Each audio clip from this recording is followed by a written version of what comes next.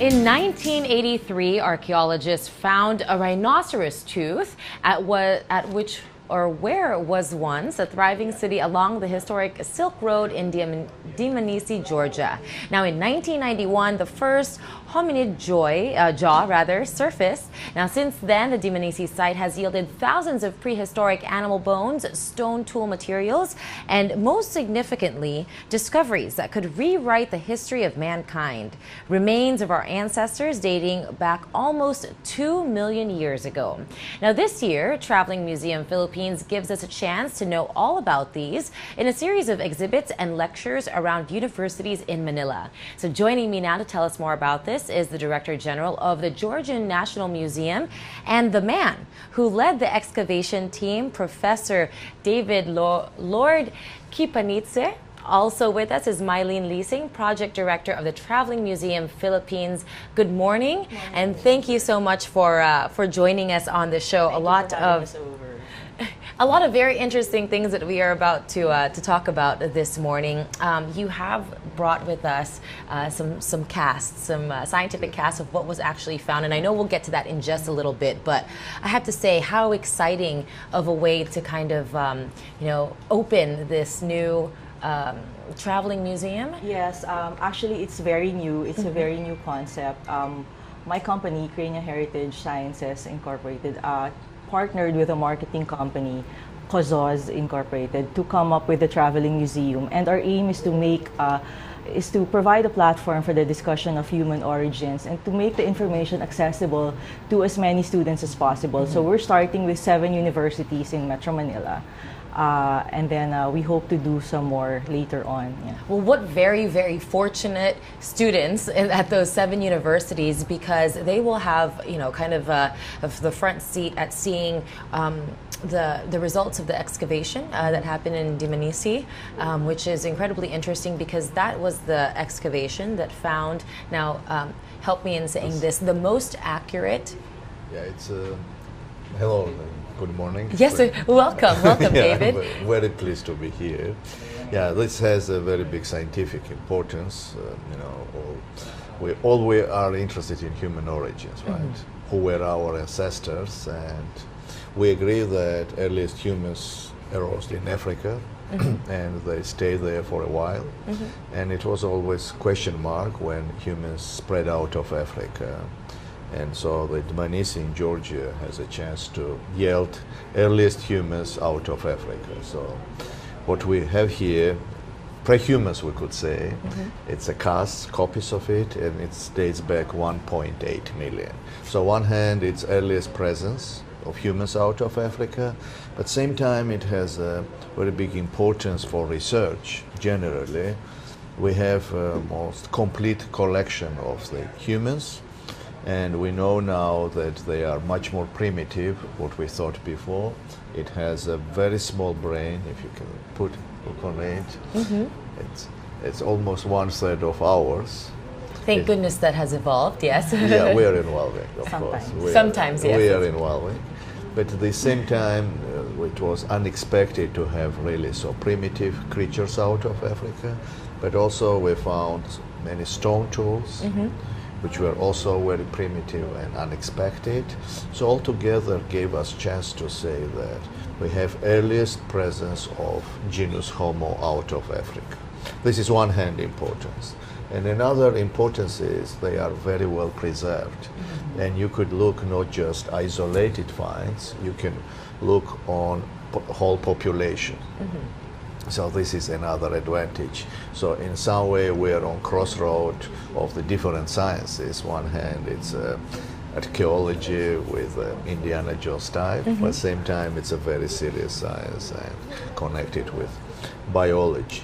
So we are learning now, what I want to add, that so far they are very well preserved. They're giving us... Why is that? Why were they able to be so well preserved? Well, it's luck, of course, one hand. That's amazing, yeah. But this is a volcanic area, at least in this region, and this all the deposits came very quickly, and so it was well preserved. And also we got this chance to excavate almost undisturbed layers, and we excavated very small part of the site, so we have many things to excavate.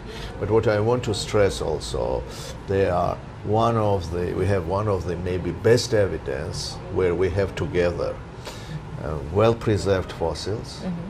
We have same time we know about environment. Here you can see just one cast of this saber-toothed cat, which is different and dangerous, right? So this was found at the same excavation site. This kind of leading us to, contributing evidence to the fact that fossils and the saber-toothed cat coexisted at the same time. Yeah, they live together. Unfortunately for humans, their battles were not very successful. Not very, with teeth like this, I don't see how. But it's good for archaeologists, right? Yes, that's amazing. Okay, so I want to backtrack just a little bit for the benefit of our viewers. Okay, so Dmanisi is outside of Tbilisi, in Georgia. It's about how far? It's a 1.5 hour drive. Okay. It's a beautiful place. Ancient city. It's an ancient city. Along it's incredible chance that you have one hand medieval churches, medieval buildings, and below it we have this prehistoric site. And as David, Mylene, you were saying, it's really kind of luck that brought the archaeologists to the site to even. Georgia is a very ancient country, and we have quite developed archaeology. One hand, we have earliest humans. We have very early traces of agriculture. In fact, earliest wine was found. Traces of earliest wine was found in Georgia. 8,000 years ago. So, and we have a strong history, also known history in classical period. You know, Golden Fleece, right? It comes from Georgia, and also in medieval history. So archaeology is quite developed. So during one of these excavations, we had chance to get now paleontological finds. Which is, I mean, we can't stress how incredible this find was. When you are looking modern Georgia, it's difficult to imagine which type of animals lived that time, but that's paleontology. So it's saber-toothed cats, we have ostriches, giraffes. My imagination is running wild with, kind of painting the picture of what, what must have been roaming around in this ancient city. In the exhibit, we have an elephant molar. It's this big. And then the skull of the extinct wolf as well. So that's incredible. Okay. I would say it's wonderful that you are doing this kind of exhibitions, and Milan is very active to present for public outreach.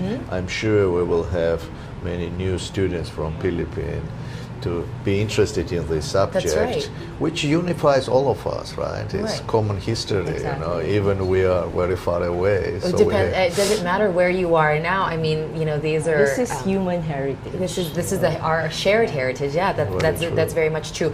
I think it's wonderful that you're doing this. As I said earlier, very fortunate students from those universities are going to be able to see this. It's open to the public. It's not only for the students. The universities are actually opening their doors to anyone who would like to come and see the exhibit. Like, for example, in Ateneo, we're opening today, and it's at the 5th floor of the Rizal Library, and it's going to be open to the public. In fact, other schools have already inquired if they could bring their classes, and we said yes, of course. Yeah, well, that's wonderful because I mean, it's that shared heritage. It's going to be this classroom where people are going to be able to really see.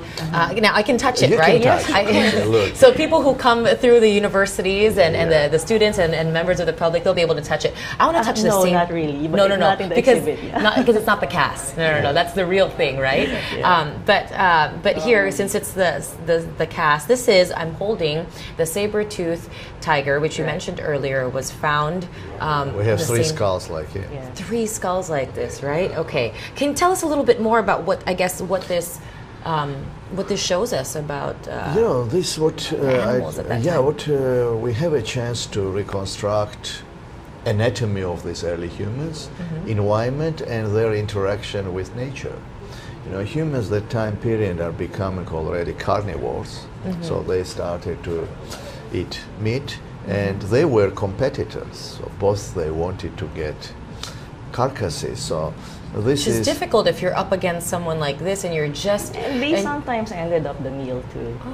Oh, yes, I can Yeah. imagine, right? Well, because then if you're going after the same thing, I mean, they have much more developed teeth. I don't know. What we try to learn, it's one of the main aim of paleontological studies are to see how long different animals lived. But they became extinct. This animal became extinct, and one of the reasons was it was too specialized. I mean, their teeth were not so strong, and they were very good killer, but they were not very good later consumer. I see. So you need always balance, right, Yes. to survive in your life. And then so that's when that's spelled the end of the saber-toothed cat. Yes. And now when we move over to the cast of the fossil that was found. You mentioned earlier, David, it's a small brain. This isn't the same species that we are. No, we're Homo sapiens. This is Homo erectus. Okay, Homo erectus. Okay. So in science we have discussion, how to naming ancestors. So the better it fits in the word of Homo erectus group. So they have already body proportion more like us. So they have long legs and shorter. This is Homo erectus, meaning that they can actually stand, right? Yeah. They were already bipeds. Okay. They were producing stone tools, but they had a small brain, and it has no forehead. If you can see, just an anatomy, more stronger canines. But they were also different inside of group. This was the jaw we found in '91. Can you see? So 25 years ago. Not bad. I wonder if he wore braces. I mean, that's a not. If you will first look, it's very well preserved, but it's different than very well ours. preserved, Ours is much broader. It has no chin, you see, Okay. and it's much more robust. So this is the actual. I mean, this is the entire thing. It's not that it was kind of cut out. So It's there's no well preserved. Okay. So we found another one which completely different, right? And this was a big scientific debate. We have two different groups, or you have some kind of differences inside of one group. And this skull, which was the cover story of many international magazines, including main scientific magazine Science, so we found, and it fits with the jaw. And then we found out how different characters can be unified there. So what I want to say, this skull is a scientific infrastructure. So all these fossils are, I don't know, dozens of PhDs. So what I want to say is that our subject is one hand, it starts very early periods, but from other hand, it's very modern science. So I hope that we will learn more and more in this field. Well, I feel like, to be quite honest, I feel like a grade school student, a high school student, or grade school student maybe that's going through, kind of the museum and just in awe of listening to it, because of course, it's so very interesting to look back and see the evolution of the different species, to find our heritage. And it's our story, so it's interesting to everyone. And this is something that I've learned through conversations with people from different sectors of society. Apparently, everyone is interested in this story because it's about us. So I hope you can join us tonight. We're launching at Ateneo at 5 o'clock. David has a lecture about the Dmanisi early humans. And then at 6:30, Vice Mayor Joy Belmonte will be cutting the ribbon to the exhibit at Ateneo. We're starting off at Ateneo, and we're going to 6 other universities, Jose Rizal, UST, UE, UP, De La Salle, and NU. Okay, and that's the first humans out of Africa, the journey of mankind. I know we were showing the details of that on the screen. There's also included NU yet here because we just ironed it out yesterday. Oh, great. Okay, so very fortunate for the students and the public that can come over. And again, at it's NU. free. It's free, and that's the best part about it. Really, because then you can share and continue the discussion. This is information about us, so we should give it out for free. And this is only the beginning, right, Mylene? Yes, this is our first project, and we're very fortunate that David has been so generous and has trusted us with the information and the casts from Dmanisi. So we're very grateful for that. Well, I do hope that you continue to course. share more. That's right, That's of the various finds, the various sites. My last question, if I may, very quickly before we have to wrap up. Where does this bring science? Where does this bring the questions? As you guys mentioned, that this kind of answered a lot of questions that were debated. You see, the questions are continuing. Questions, and when you are solving problems, life is no more interesting. So the site of Dmanisi is bringing more questions than answers, and main question is who we are and where we are going. Right? That question still remains, and it will still remain during the whole. The more more answers we get from these things, the more questions come out also. So that's right. It's a very interesting. It's a constant journey of discovery. So thank you so much, Mylene and David. Thank you so much.